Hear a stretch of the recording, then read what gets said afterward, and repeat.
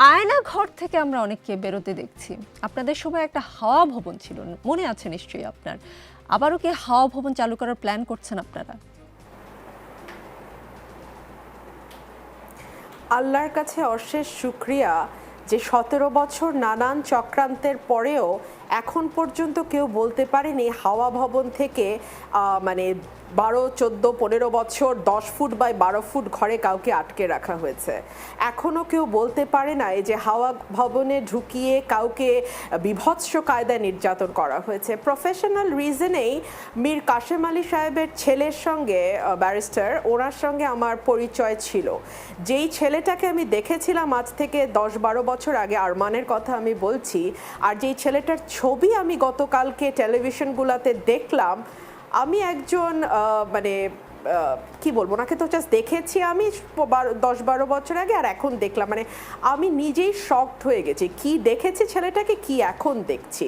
আল্লাহর অশেষ রহমত যে 17 বছর নানান শয়তানির পরেও এইসব অ্যালিগেশন অন্তত হাওয়া ভবনের নামে আসে নাই। আর ধরেন যেই দেশের প্রধানমন্ত্রী গর্ব করে বলেন তার পিয়ন, তার চাপরাশি, তার কর্মচারী, তার বয় বেয়ারা 400 কোটি টাকা হাপিস করে ফেলেছে, অ্যারোপ্লেনে কি বলে ওটাকে, হেলিকপ্টার ছাড়া নড়তে চড়তে পারে না, সেই দেশে সেই এরা পার করে আসার পরে এখন হাওয়া ভবনটা না একটু ক্লিশে শোনায়। তবে হ্যাঁ, আমি একটা কথা খুব শক্তভাবে বিশ্বাস করি, যদি মোটা দাগেও একটা সুষ্ঠু নির্বাচনের চল থাকে দেশে, তাহলে আসলে কেউই মনস্টার হয়ে উঠতে পারে না। কারণ প্রত্যেকের মাথায় তখন থাকে, যাই বলি আর না বলি 5 বছর পরে কিন্তু আমাকে ভিক্ষার ঝুড়ি নিয়ে মানুষের দরজায় গিয়ে দাঁড়াতে হবে। সুতরাং এই 5 বছর আমি কি করলাম তার একটা ফিরিস্তি মানুষের সামনে থাকবে, এবং সেটার উপর নির্ভর করবে মানুষ আমাকে একটি ভোট ভিক্ষা দেবে কি দেবে না। যেই মুহূর্তে কোনো দেশ থেকে ভোটের প্রচলন উঠে যায়, তখন আসলে বাড়ির বেয়ারার 400 কোটি টাকা, দেশের ঘাড়ে 99 বিলিয়ন ডলারের ঋণ, কিংবা ধরেন ইচ্ছা মতো লুটপাট, প্রয়োজনে অপ্রয়োজনে প্রকল্প গ্রহণ, রিজার্ভ 48 বিলিয়ন থেকে ধুম করে 12 বিলিয়ন ডলার, কিংবা হু নোজ আসলে এখন কত রিজার্ভ তাও জানি না, কারণ এখন দেখছি বাংলাদেশ ব্যাংক থেকেও রেজিগনেশনের ধুম পড়ে গেছে। তো এই যখন অবস্থা, তখন তো আসলে আমার মনে হয় 17-18 বছর আগের যে কোনো উদাহরণই আসলে এখন আমাদের কাছে মনে হয় যে একটা শিশুতোষ কথা। আমরা দেখি, আমরা অপেক্ষা করি, একটি নতুন সরকার গঠিত হতে যাচ্ছে, অন্তর্বর্তীকালীন সরকার। সেই সরকারের কাছে আমাদের দেশের 17 কোটি মানুষের দাবি হচ্ছে একটি অবাধ, সুষ্ঠু, নিরপেক্ষ, অংশগ্রহণমূলক নির্বাচন দেওয়ার, এবং সেই নির্বাচনে মানুষ যাকে ভোট দেবে, মানুষ যদি মনে করে তারা আবার আওয়ামী লীগকে ভোট দিয়ে ক্ষমতায় আনবে, লেট দেম, তাদের হাতে সেই ক্ষমতাটা ফিরিয়ে দেওয়াটাই হচ্ছে আমাদের এত দিনকার লড়াইয়ের ফসল। এবং এত রক্ত দেয়া, এত মানুষের গুম হওয়া, এত মানুষের টর্চার্ড হওয়ার যেই রেজাল্ট, সেটা হচ্ছে মানুষকে এই বেছে নেওয়ার ক্ষমতাটা দেয়া।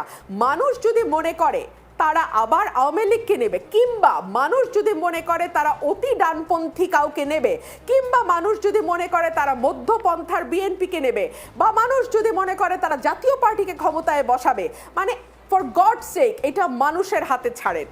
আপনার সঙ্গে আমার মতের মিল নাই হতে পারে, কিন্তু আপনি যাতে আপনার মতটি সাহসিকতার সঙ্গে প্রকাশ করতে পারেন, সেজন্য আমি যেন আমার জীবন বাজি রাখতে প্রস্তুত থাকি।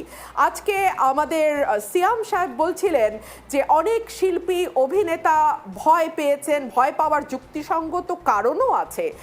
ফোন কল আসে, এই আসে, সেই আসে, হুমকি ধামকি, নানান কিছু। আসলে এমন একটা বাংলাদেশের জন্য এতগুলো ছাত্র জনতা রক্ত দিয়েছে, যেই বাংলাদেশে এই ধরনের হুমকি ধামকির ফোন আসবে না, যেই বাংলাদেশে আসলে একটা চ্যানেলে আমি মন খুলে কথা বলবার পরে আমাকে আমার বাসায় ফিরতে গিয়ে 2বার ভয় পেতে হবে না, বাসার মানুষজনের টেলিফোন কল পেতে হবে না, কিংবা ধরেন আমি কি বলবো না, কি লিখবো না, এটা নিয়ে 2বার ভাবতে হবে না। এবং আমি আশা করব যেই শিক্ষকদেরকে আমরা আসলে একেবারে ফ্রন্টে দেখেছি, যারা স্টুডেন্টদের সঙ্গে শুরু থেকে ছিলেন, যাদেরকে আমরা দেখেছি ভীষণ শক্ত ভূমিকা পালন করতে, আমি আশা করব তারাও আজকে এগিয়ে আসবেন, মিডিয়ার সামনে কথা বলবেন, কারণ তাদেরকে কিন্তু আমরা আন্দোলনের পরপর আর খুব বেশি দেখছি না।